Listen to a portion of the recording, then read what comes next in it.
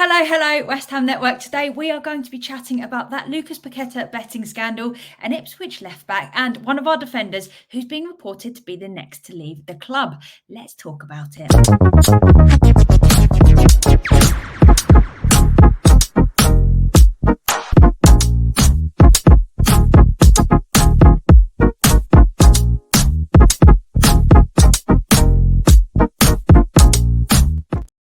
Yes, West Ham Network, it's Holly, and I'm going to be sharing some of today's latest news with you. First up, the Daily Mail has released a report about the Lucas Paqueta betting investigation, claiming that the uncertainty around his future is making it quite difficult for us to plan upcoming transfers. The general gist is that while we obviously don't want to sell Paqueta, who is under contract with us until 2027, there is a lack of clarity as we don't know whether another club will come in to trigger the £85 million release clause, which is rumoured to kick in this summer. So taking it all the way back to last summer, the deal with Man City for 80 million collapsed after the FA began their investigation into what they called suspicious betting patterns surrounding 3 Lucas Paqueta bookings.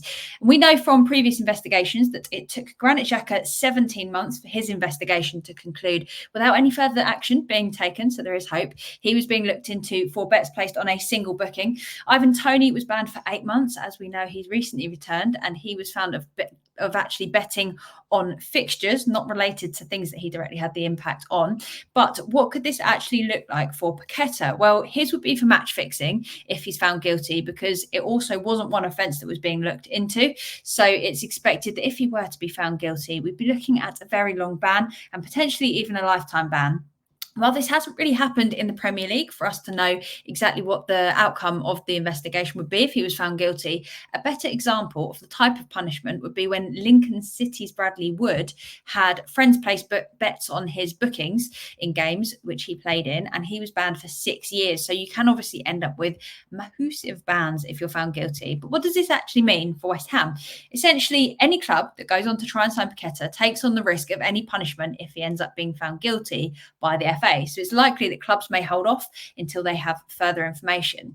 But the question is this actually a bad thing for West Ham? So what it technically means is that he brings risk to any club wanting to sign him, and it could actually just put everyone off or make them say, maybe next season we'll go in for him. And we could end up with him until any potential ban kicks in, even if we do lose £85 million as a result. But based on the difference that he actually made against Brentford and how he's brought the whole team together just by being on that pitch, it's probably worth losing £85 million, in my opinion, to keep him for another season or two at West Ham. And then best case scenario, Paqueta isn't found to have done anything wrong, which he says he hasn't. And we have another couple of great seasons with him. And then we can sell him on for profit if we think that's the right move at the time. So essentially, the silver lining of this investigation is that it might be a little bit easier for West Ham to keep him for longer. And if, as he says, he's done nothing wrong, which we believe, hopefully, he hasn't, then we can part ways when it works for both parties a lot further down the road. This also does bring up the question of what on earth we should do in the meantime, because should Paqueta be banned, we need cover pretty urgently, but there is a clear lack of information being shared so far about the investigation, meaning it's unlikely that we're going to want to spend much of our transfer budget to replace Paqueta, who's currently in the form of his life and showing no signs of leaving us. So you're not going to spend on a player that's going to cost you a fortune and then potentially not use them. So it's definitely a tricky one, but let us know in the comments whether you think that we should look to find cover for him in the summer or just ride it out until we know a little bit more than we do for now. Now, for your second story, West Ham are being linked with a left back from Ipswich, which sounds very familiar because last time we signed one of those, it was, of course, the almighty Aaron Cresswell. But who is this mystery player, and could they have a similar long-term future at West Ham? It is, of course, 24-year-old, as you can see down here, Leif Davis.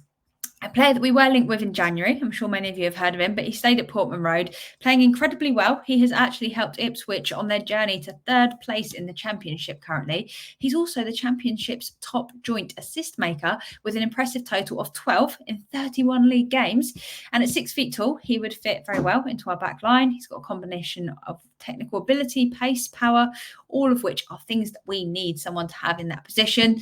But obviously, Emerson is playing so well that it's very unlikely he's going to be replaced anytime soon. But having some healthy competition and covering that spot can only be a good thing. If we didn't have Emerson right now, I'm not entirely sure what we'd do. And Davis does seem like the perfect calibre of player to be that second choice left back while fighting to get into our regular starting 11. And with him costing around £15 million, it looks like we are likely to obviously face a little bit of competition. to sign him, with Newcastle said to be interested. But he is definitely one to watch, even if we do have a long time until the summer window opens. And finally, insiders have claimed that Aguerd could be the next to leave West Ham, with it being believed that Saudi League teams are still interested in signing him. And on top of this, it seems that he is also falling out of favour at West Ham, with Moyes choosing Mavropanos over Aguerd against Brentford, explaining that he hadn't really performed to his usual standards since AFCON and that Mavropanos has been impressing. So, as we know, it can be very, very difficult to get back into our squad once you've fallen out of favour. And this could mean that Aguerd is more keen on a move rather than standing on the sidelines as he prepares to turn 28 in March. So I doubt he wants to just sit on a bench. I imagine he wants to do something with the rest of his career. And with 3 years left in his contract, Aguerd could also sell for a decent amount, with a lot of fans beginning to doubt his place in the centre-back pairing, shall we say. But with a struggling Zuma and Mavropanos only having just started kind of settling in, would you actually risk letting Aguerd go? And if so, how many new centre-backs would you want to see us bring in if he was to leave? Those are the questions that I have for you. So that is all for me today. But if you have liked this video, please do give us a thumbs up before you leave, and make sure you drop us a comment below with your thoughts, because I absolutely love reading through everything you guys have to say.